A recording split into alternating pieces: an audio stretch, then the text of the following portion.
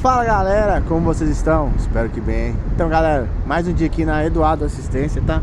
A gente veio prestar aí um serviço de assessoria pra ele. Eu vou aproveitar uma situação aqui galera, pra passar uma dica muito boa pra vocês, tá? Que é a dica da camisa aqui do cabeçote compressor, caso você vai montar, tá? Galera, essa camisa aqui, ela tá com oxidação, tá?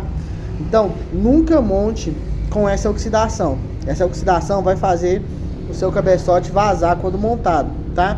Então, vem aqui com a escovinha de aço, tira totalmente essa oxidação, depois dá uma lubrificada aqui com óleo para não oxidar de novo, e aí sim você vai e monta o seu cabeçote, beleza?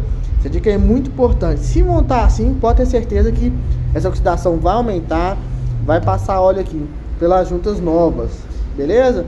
E junta nunca reaproveita, tá? Junta é só nova, bora que bora.